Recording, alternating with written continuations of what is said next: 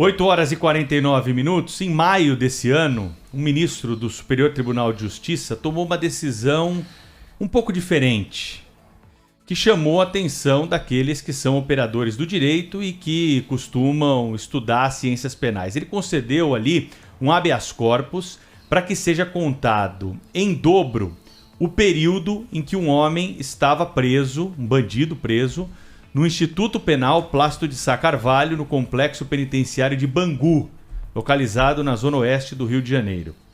E a quinta turma do Superior Tribunal de Justiça agora nega um recurso do Ministério Público que estava confrontando esta decisão.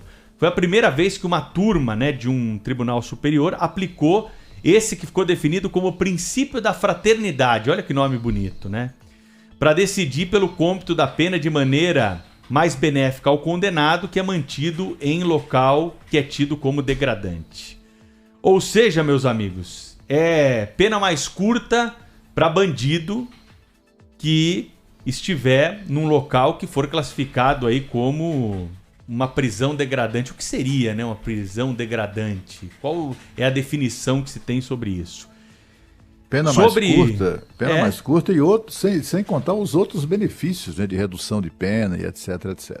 Bom, Cláudio, sobre esse assunto, a gente trata sobre esses assuntos, mas quem é especialista sobre isso e vai trazer mais elementos para os nossos ouvintes é o Dr. Marcelo Rocha Monteiro, que é um especialista em segurança pública, procurador de justiça do Rio de Janeiro, do Ministério Público do Rio de Janeiro, que está conosco aqui para hoje falar sobre isso. Até princípio estão inventando já os ministros do STJ, doutor Marcelo. Seja bem-vindo, bom dia para o senhor. Bom dia, Pedro. Bom dia a todos aí. Não é de hoje, Estão inventando princípios, não é de hoje, Sou parte lá do STF e se espalha pelos outros tribunais, inclusive pelo STJ, ao invés de se decidir com base nas leis, criam-se decisões com base em princípios, alguns nem existem, nem estão previstos na Constituição. Outros até estão, mas comportam a aplicação que você quiser dar, princípio da dignidade da pessoa humana e outras coisas do gênero. E agora temos esse princípio da fraternidade, O que chama a atenção é que, nesse caso, a fraternidade é toda voltada para o criminoso, Onde é que está a fraternidade com as vítimas, Onde é que está a fraternidade com os parentes das vítimas? Onde é que está a fraternidade com a mãe do João Hélio, aquele menino que foi morto por criminosos, foi arrastado pelas ruas da Zona Norte do Rio, pendurado no carro pelo cinto de segurança, por 7 quilômetros, Não tem fraternidade para essas pessoas, A fraternidade é toda voltada para os criminosos, Então, esse é o primeiro aspecto que chama a atenção, A aplicação de um princípio inexistente e voltado exclusivamente para os assaltantes, para os estupradores, para os traficantes, para os latrocidas, como se já não bastassem os inúmeros benefícios que a nossa lei de execução penal prevê, progressão de regime depois de 1/6 de cumprimento da pena, às vezes depois de 2/5, regime semiaberto, saídas temporárias em feriados, regime aberto, prisão domiciliar e outros tantos.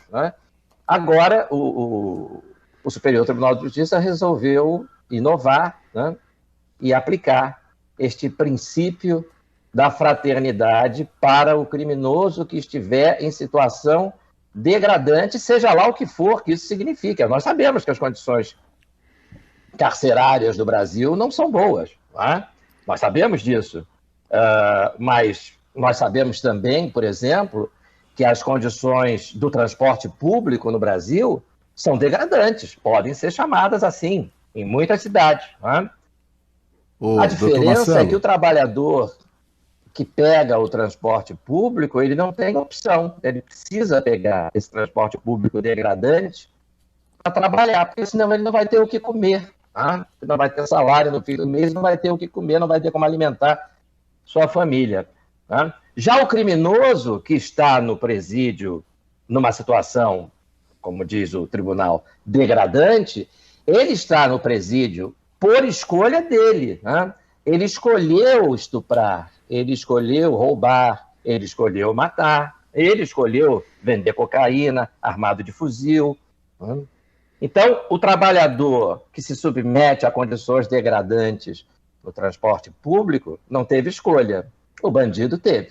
Ele escolheu, cometeu o crime e, em razão disso, ele está lá, né, dentro desse sistema prisional que, sim, né, precisa ser melhorado, precisa ter condições melhores, né, como o transporte público precisa, como a saúde pública precisa, como o ensino público precisa. Né? Só que no caso do criminoso, eu insisto, ele teve uma escolha. Né? Doutor Marcelo, o degradante foi o tratamento que o criminoso impôs às suas vítimas, não é? Isso é que é degradante. A gente não vê na justiça iniciativas no sentido de, por exemplo, agravar a pena de bandidos que não observam o princípio da fraternidade quando eles estão impondo sofrimento às suas vítimas, né? Seja no estupro, no roubo, seja na tortura, no assassinato, no espancamento, enfim, tudo mais que a gente conhece da atividade criminosa. Que horror, né? Depois de uma decisão como essa, doutor Marcelo, fazer o quê? O que é que resta ao Ministério Público para tentar, de alguma maneira, reverter essa decisão? É muito difícil, né? Acima do Superior Tribunal de Justiça, nós só temos o Supremo, né? E aí a coisa fica difícil, e aí isso me leva a um segundo ponto, que eu acho muito importante comentar nessa questão, né? Porque a primeira coisa que a gente enxerga, e é natural, é o mérito da decisão, né? Uma decisão absurda, voltada exclusivamente para os interesses do marginal, né?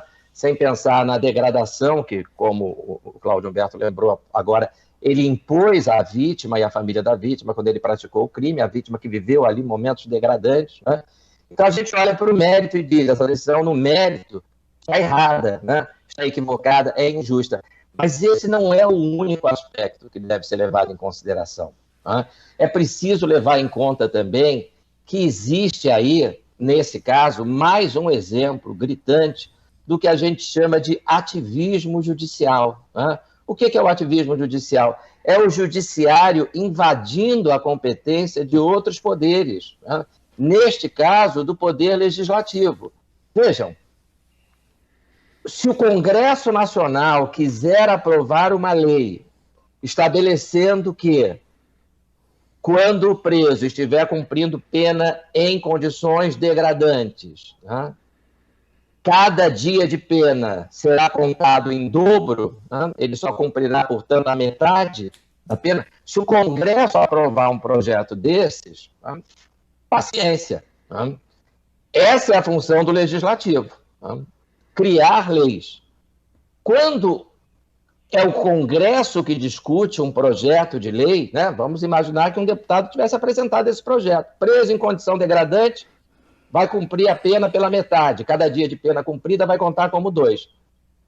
Ora, o Congresso é composto por representantes eleitos pelo povo. Você pode pegar o seu WhatsApp ou o seu e-mail, né? Mandar uma mensagem para aquele deputado que você elegeu nas últimas eleições e dizer assim, deputado, se o senhor aprovar esse projeto, né, nunca mais eu voto no senhor.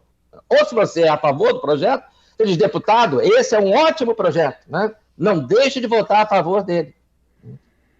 O deputado é eleito, o senador é eleito e eles têm mandato. Então, o deputado daqui a 4 anos, 4 anos depois de ser eleito, se ele quiser continuar sendo deputado, ele vai ter que se submeter de novo ao crivo do voto popular.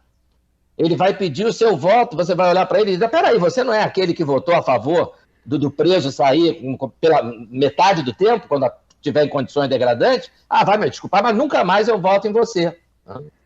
No ativismo judicial, né, quem está criando essas leis, entre aspas, são juízes. Né? Ministros do STJ, assim como ministros do Supremo, são juízes.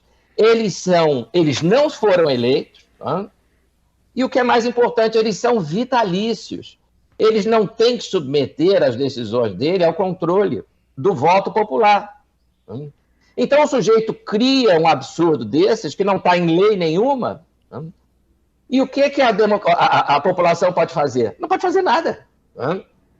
Se um deputado faz um negócio desse, se é o Congresso que aprova, você tem a possibilidade como eleitor de dizer quem votou a favor disso nunca mais vai ter meu voto. Mas você não vota para ministro do STJ, nós não votamos para ministros do Supremo. Então, o ativismo judicial é isso, né? É essa invasão pelo judiciário das competências do legislativo, nesse caso, e do executivo.